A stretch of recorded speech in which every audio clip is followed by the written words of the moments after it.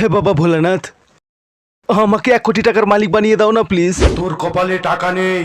ঠিক আছে, আমাকে 1 কোটি টাকা দিতে হবে না, কিন্তু আমার আর একটা উইশ আছে। এবার আমি একটা ভালো মেয়ে দেখে বিয়ে করতে চাই। তুমি শুধু আমাকে একটা সিঙ্গেল মেয়ে খুঁজে দাও। তা বলছি যে পুত্র, তুই টাকাটা ক্যাশে নিবি না ইউপিআই করে দেবো? টাকাটা ক্যাশেই দাও। ও মা, 1 কোটি টাকা দিয়ে দিলে অথচ একটা সিঙ্গেল মেয়ে খুঁজে পেলে না। এই যুগে সিঙ্গেল মেয়ে পাওয়া খুব কঠিন, তাই 1 কোটি টাকা দিয়ে দিলাম। জানো, আমাকে তোমার সঙ্গে বলবম নিয়ে চলো না বাবা ধামে, আমিও বলবম যাবো। আবে ছাড়, আমাকে বাবাধাম যাবে। 5,000 টাকা করে গাড়ি ভাড়া আছে তোর কাছে? তোকে যে বলেছিলাম বাবার কাছ থেকে টাকা নিয়ে আয়, তুই কি বলি বাবার কাছ থেকে টাকা চুরি করতে পারবো না? আমাদের দুজনের গাড়ি ভাড়ার টাকা কি আমি একাই দেবো নাকি? কোথায় পাবো আমি এত টাকা বল? প্রীতি, তোকে ওদের সঙ্গে বলবমে যেতে হবে না, তুই চল। ওরা সব বলবম যাওয়ার সময় রাস্তায় মদ গাঁজা খেয়ে পড়ে থাকে। কি বললি রে শালি, আজকে মেরে তোর আমি মাথায় ফাটিয়ে দেবো। জানো, শ্রাবণ মাস তো এসে গেছে।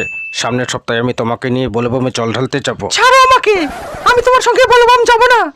আমি তোমাকে সবুজ চুড়ি কিনে দিতে বলেছিলাম, তুমি সবুজ চুড়ি কিনে দিয়েছো? জানো জানো, শোনো না, জানো সবুজ চুরির এখন অনেক দাম। আমার কাছে 100 টাকা নেই জানো। এই শ্রাবণ মাসে সব মেয়েদের বয়ফ্রেন্ডই তাদের সবুজ চুড়ি কিনে দেয়। সব মেয়েরা সবুজ চুড়ি পরে ফেসবুক আর ইনস্টাগ্রামে স্ট্যাটাস দিচ্ছে, কিন্তু আমি এখনো পর্যন্ত সবুজ চুড়ি পরে একটা স্ট্যাটাসও দিতে পারলাম না। আমার সব কয়টা বান্ধবীর স্বামী ও তার বয়ফ্রেন্ডরা তাদের সবুজ চুড়ি কিনে দিয়েছে, ওরা সবাই সবুজ চুড়ি পরে ফেসবুকে স্ট্যাটাসও দিচ্ছে, কিন্তু আমার ভাতারটা এখনো পর্যন্ত সবুজ চুড়ি কিনে দিতে পারলো না। এই শ্রাবণ মাসে সবুজ চুড়ি পরে ফেসবুকে যদি স্ট্যাটাসই না দিতে পারি, তাহলে তো আমার পুরো জীবনটাই বৃথা। সবুজ চুড়ি না কিনে দিলে আমি সংসারই করবো না। আমাকে সবুজ চুড়ি কিনে দিতে হবে।